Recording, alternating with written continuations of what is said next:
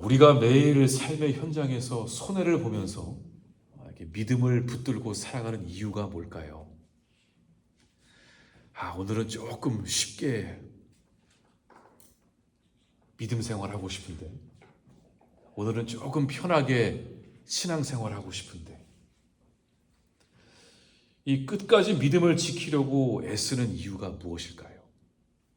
여러분은 왜 날마다 말씀과 기도와 그 주어진 그 신앙의 길을 걸어가려고 애를 쓰고 계시나요? 무엇 때문에? 우리가 날마다 말씀과 기도로 살아가면은 하늘에서 금은보화가 막 떨어지나요? 문제들이 막 곧바로 해결되고 인생이 편안해지고 그런 세상의 복들이 우리에게 찾아오기 때문에 우리가 그럼에도 불구하고 이 신앙을 붙들고 살아갈까요? 힘들어도 하나님을 바라봐야 되고, 이해가 되지 않아도 믿어야 되고, 미워도 사랑해야 되고, 용서해야 되고, 품어야 되고, 인내해야 되고. 왜 그렇게 우리는 신앙생활을 해야 할까? 무엇을 위해서? 오늘 본문에서도 이 사도 바울은 비슷한 이야기를 하고 있습니다. 이제 이게 워낙 교회로 보내는 이 목회자의 서신이다 보니까 좀 다양한 내용들이 그 안에 들어가 있습니다. 이게 주거니 받거니 해야 되는데 그때는 그런 게 없었기 때문에 사도 바울이 지금 이 고린도 교회에 하고 싶은 그 모든 말들을 나름 논리적으로 정리해서 편지를 보내다 보니까 부분을 보다 보면은 이 사도 바울의 그 진심이 이제 드러나게 되죠. 오늘 30절, 31절을 보면 사도 바울이 이렇게 외치고 있습니다. 또 어찌하여 우리가 언제나 위험을 무릅쓰리요? 형제들아, 내가 그리스도 예수 우리 주 안에서 가진 바 너희에 대한 나의 자랑을 두고 단언하노니 나는 날마다 죽노라. 이 바울은 우리가 아는 것처럼 선교 여행을 다니면서 교회를 개척하면서 복음을 전하면서 수도 없이 이 죽을 고비를 넘겼습니다. 그러니까 항상 맞고 다녔다는 거예요. 복음을 전하러 가면은 두들겨 맞고 쫓겨나고 감옥에도 갇히고 매질도 당하고 욕도 얼마나 많이 먹었는지 또 고소도 당하고 여러 가지 일들이 이 사도 바울의 그 선교 여행 가운데 있었습니다. 우리가 오늘날 생각하는 것처럼 우리 대만으로 선교 여행 가자, 필리핀으로 가자, 아프리카로 가자 이런 정도의 선교 여행이 아니었습니다. 먼 길을 걸어서 밤길도 가야 되고 배를 타고 가다가 풍랑을 만나기도 하고 무인도에 갇히기도 하고 그의 고백처럼 날마다 죽는 것 같은 그런 고통의 연속이었습니다. 그러면서도 바울은 계속해서 그 선교 여행을 떠났던 것입니다. 복음 전하고 선교 여행 떠나고 또 교회를 개척하고. 그러니까 우리 삶에도 이 주님 때문에 날마다 죽는 것 같은 그런 고단함이 있습니다.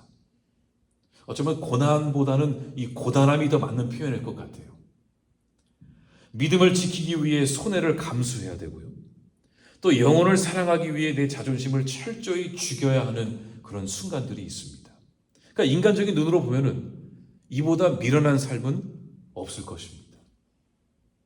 왜 성경 말씀대로 살아야 하지? 왜 내가 손해를 봐야 하지? 예수님이 누구길래? 교회가 뭐길래? 그냥 적당히 타협하면서 살면 되지 않을까? 인생 좀 편하게 살면 안 될까? 좀 편하게 교회 다니고 편하게 말씀 보고 편하게 예수 믿고 그러면 안 될까?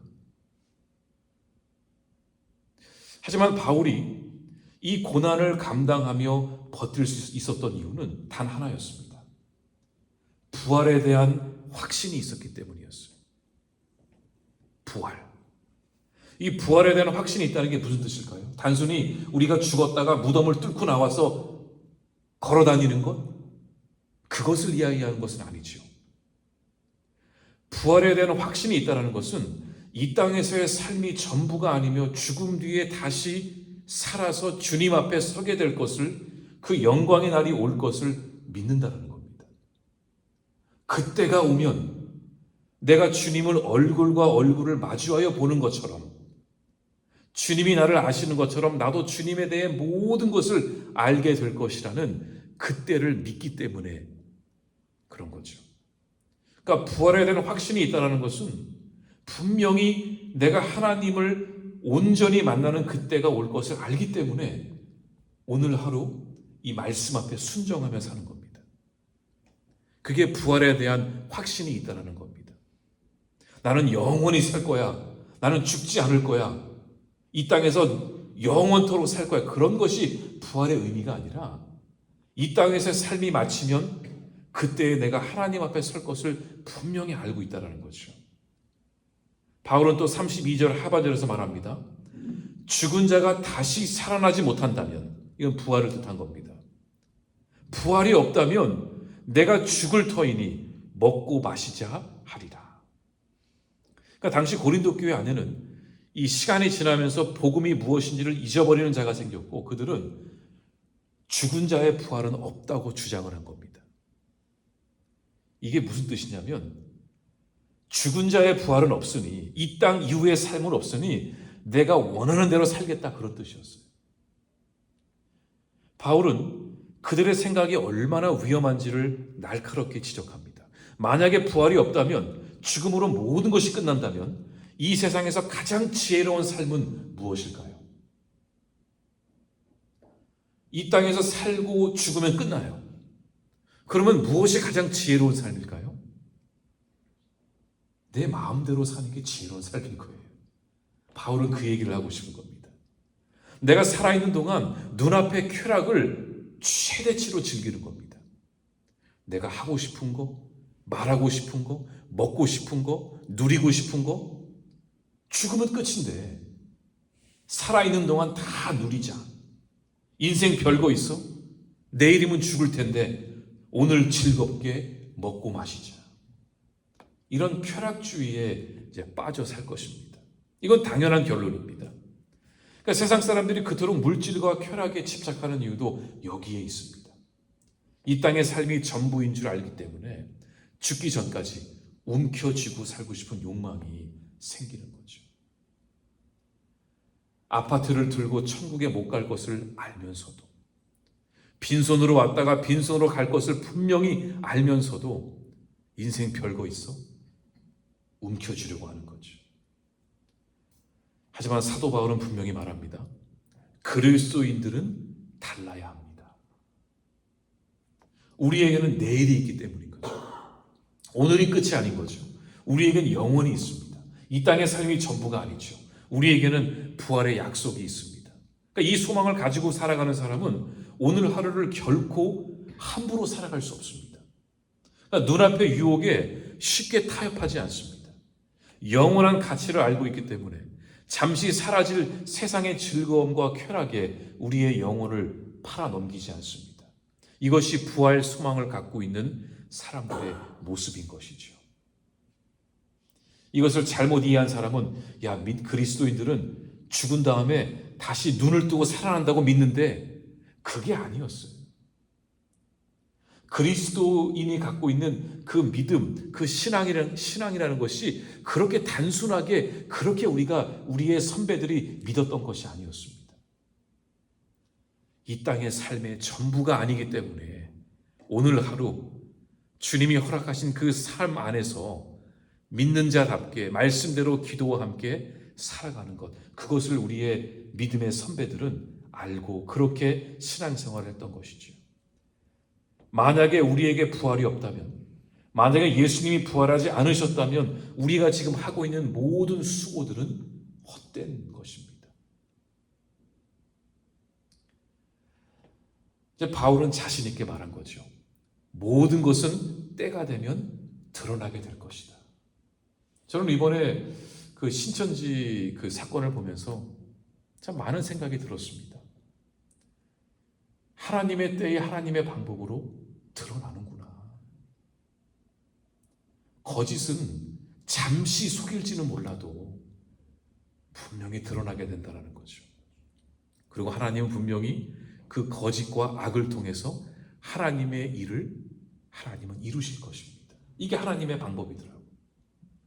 그러니까 우리가 지금 살아가는 이 신앙의 길도 때로는 좀 억울한 것도 있고, 왜 이렇게까지 살아야 되지? 내가 뭘 위해? 내가 왜 교회에서? 내가 왜 예수님을 믿어야지? 이런 생각들이 우리에게 찾아올 수 있지만, 고단함 속에서. 하지만 분명히 바울이 말하고자 하는 것은, 분명히 우리에게는 이 부활의 소망이 있다라는 거죠.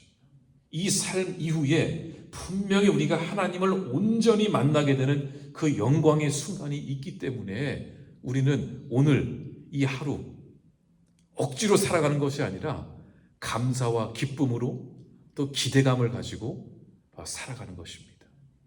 그러니까 우리가 이 고난 가운데 이 고단함 속에 있어도 우리가 기대할 수 있더라고요. 기대감이 없을 것 같잖아요. 고난이 찾아오면. 그런데 이 고난 뒤에 하나님이 뭘 준비해 놓으셨을까? 이 고난 뒤에 내가 어떻게 더 연단이 되어 내가 어떻게 하나님께 쓰임 받을까? 힘들고 막 주저앉고 싶지만 이 마음 어딘가에 그 기대감이 막 솟아올라오는 거죠. 그리고 나중에 하나님이 오르셨음을 우리가 깨달았을 때에 그래, 하나님이 오르셨구나. 그래, 이게 하나님의 방법이지. 그거를 깨달을 때마다 우리의 믿음의 성숙함은 조금씩 더 깊어가는 것입니다. 하나님을 온전히 알아가는 그 신앙의 길을 우리는 오늘도 가고 있는 것이죠. 그러므로 오늘 하루를 살아낼 때에 결코 낙심하지 말아야 됩니다. 오늘 우리가 주님을 위해 참고, 그게 맞는 말입니다. 주님을 위해 참는 겁니다. 예수 그리스도의 이름으로 말미암아 우리가 참는 겁니다. 인내하고 사랑하고 눈물 흘리고 그 어떠한 작은 헌신도 우리가 그렇게 살아갈 때에 그것들은 결코 땅에 떨어지지 않습니다. 부활 소망을 마음에 품고 오늘도 내게 주어진 삶의 자리에서 기쁨으로 사명을 감당하는 우리 모두가 될 수 있기를 간절히 소망합니다. 우리 같이 기도하겠습니다.